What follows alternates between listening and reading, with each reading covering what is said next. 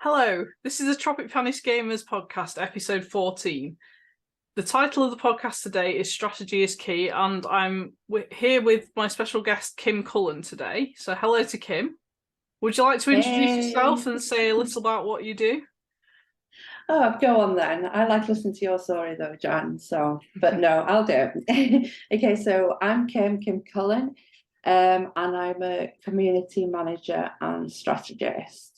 Um, I help um, I help people actually build an online community, not necessarily for them to sell their stuff, but for them to have support.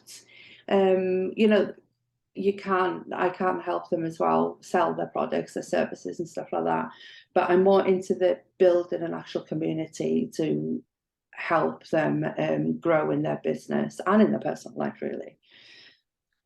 So yeah, that's about a That's a great nutshell. introduction. So you're quite behind the scenes then, as I know. So what got you into that in the first place?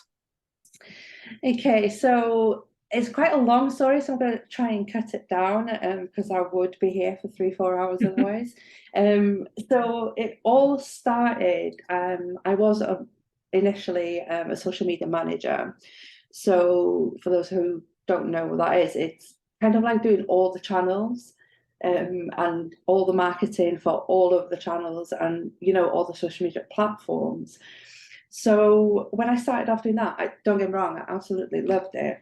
But what I found was that I just fell in love with the community part of it.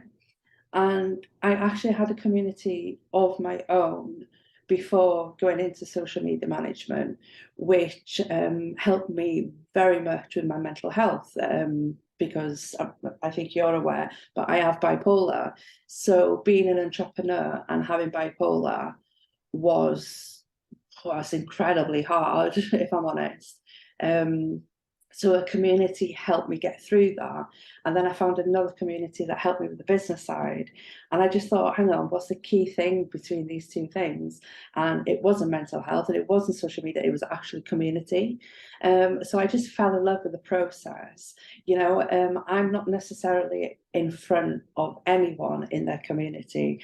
I'm there to make sure that like my clients, members, for example, in a Facebook group, have someone that's available to them if my client is not, because I understand that my client is so busy. You know yourself, we have so much things to do. And I just feel like members, they're not just a number, they're a human being. And that's what I got through community. So yeah, like I said, I just fell in love with the community side of it. And then I just learned, I did courses, I did research, I just did so much on how to, how can I explain, like you make community better, as if to say, like up my skills, as if to say. So yeah, that's how I started. Not too exciting, but still quite powerful. So you said you did loads of courses. How did you know which ones to tune into so you weren't doing loads of fluff that you didn't need? Well, that's a great question, Jan. I didn't, if I'm honest. I did take a lot of courses on web fluff, but I still believe I've spent hundreds, if not thousands, on courses. And I'll be honest, every single course, program, quick training, free training I've taken something from it, and it was just literally a case of filtering through what I already knew and how I can improve on that and what I didn't know, and then start going into different kind of platforms where I could create community, because the most popular community is Facebook groups. And I'm not saying I'm going to know everything, because I don't believe anyone can know everything, but I did believe that I knew enough for that time in my life of helping other people. So yeah, I didn't really know which ones to take and which ones to go. I just had to go with my guts and how good their copy was, really. You know, I've got quite shiny object syndrome as well. Yeah. You're a magpie. Yeah, yes, I am very much a magpie. So I was literally taking everything I could, you know, to learn that, and then from there filtered it all out. It was hard work, but it was worth it.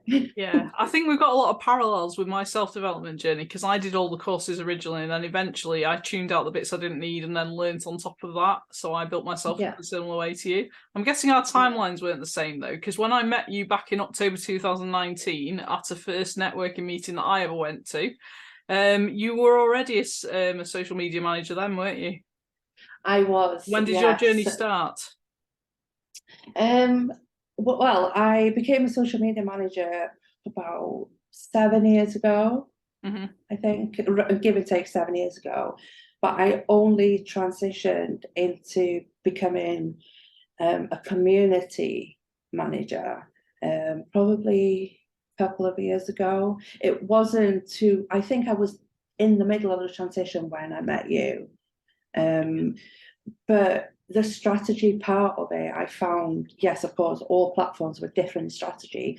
But when it came to things like compelling content and sharing a story, for example, that strategy was kind of the same, and that you can follow that through from each platform into any community. So I did find a lot of things that I could get on with and develop on top of that while I was a community manager and a strategist, if that makes sense. Cool. So yeah, back to October 2019, it was our first networking event together, and I remembered you from the off because you were the lady whose toast was stolen by my child, who was a toddler at the time, and you didn't mind, but I was mortified at the time. And that thing, you don't forget things like that, do you? You don't, and your little one, he's so lovely. I mean, you know, I've got a child of my own. I mean, she's 10 now, and she used to do exactly the same, and it was totally fine. You know, if you wanted a piece of toast, give him a piece of toast. It's totally fine. But he's lovely, and he still is. But yeah, it was different, and I was very nervous. You know, some people said I didn't show it, but I am still quite a nervous person. You know, I still get self doubts, imposter syndrome. I still get that. It doesn't matter how long I've been doing it. But the difference is now is that I'm learning to, what should I say, like put it in a bag, if that makes sense, you know, and I'm getting better at it. And I still have good days, I still have bad days, and I still have days where, like, all right, I don't want to work today, I'm done. So I'll have to do bare minimum, you know, for Yeah. to But make room you've for got a some strategy so self-care. you can run your strategies effectively, haven't you?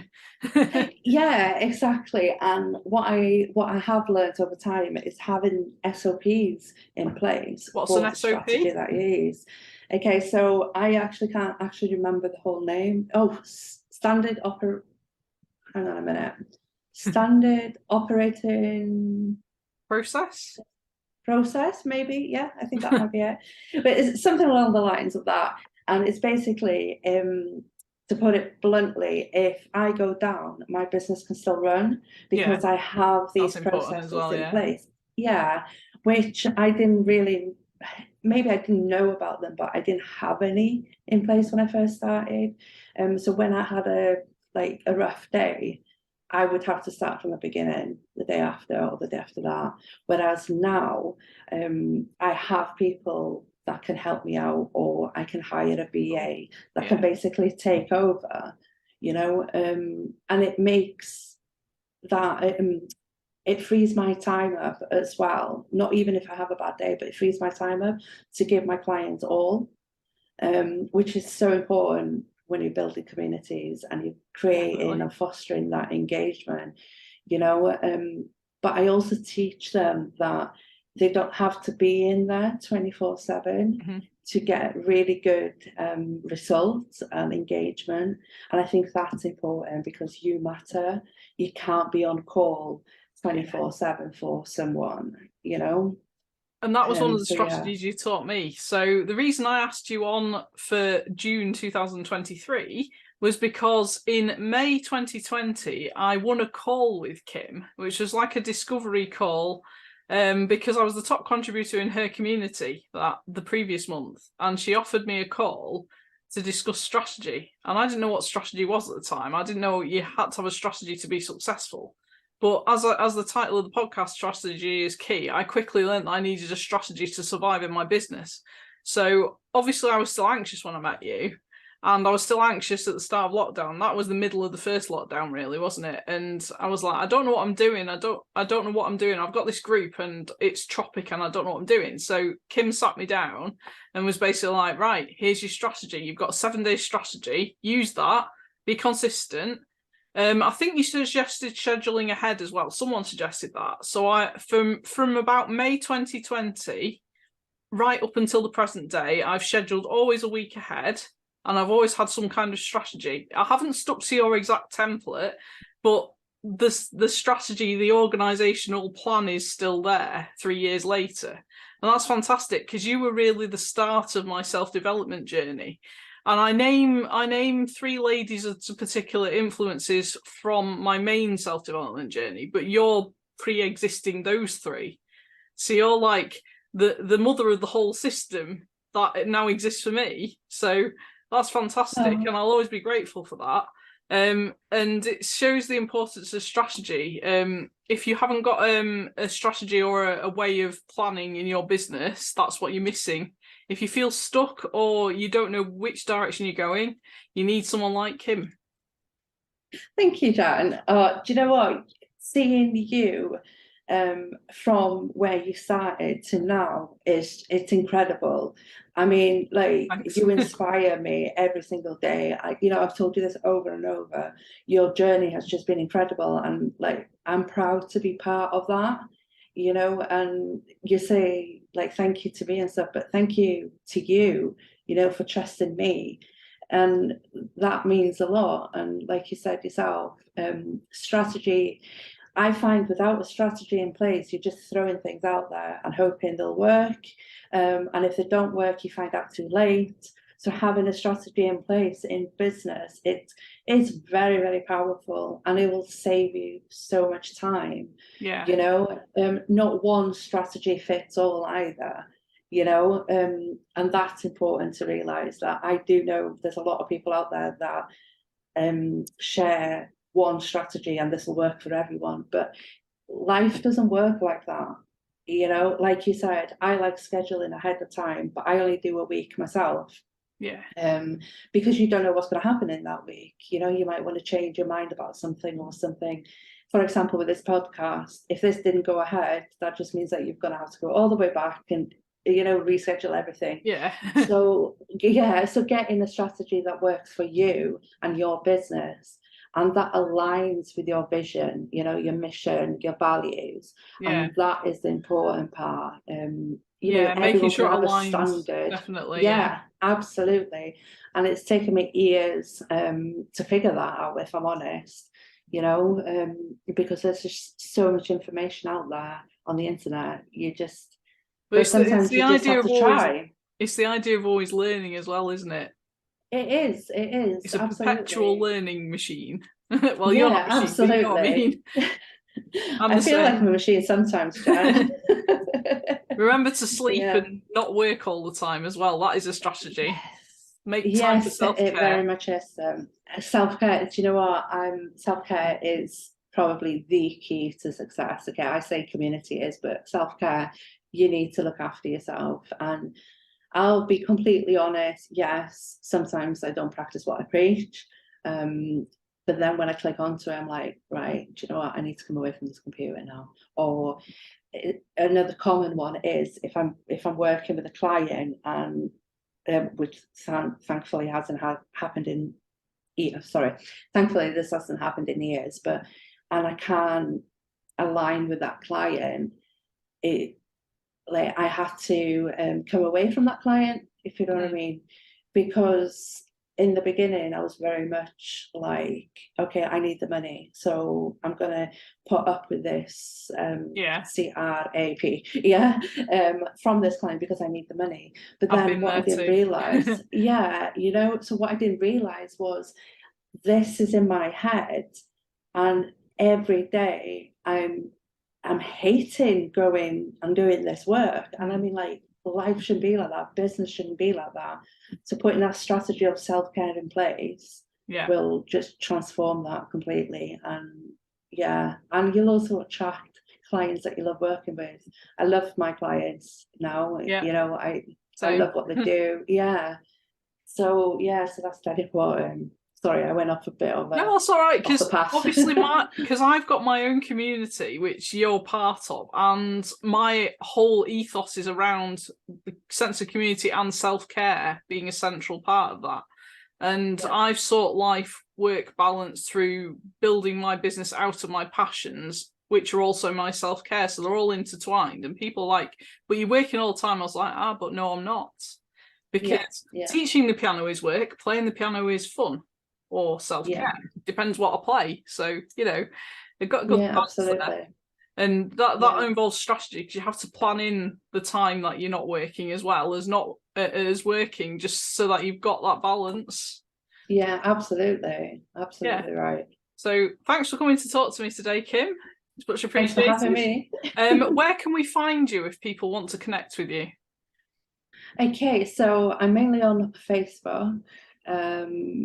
Facebook, I'd say.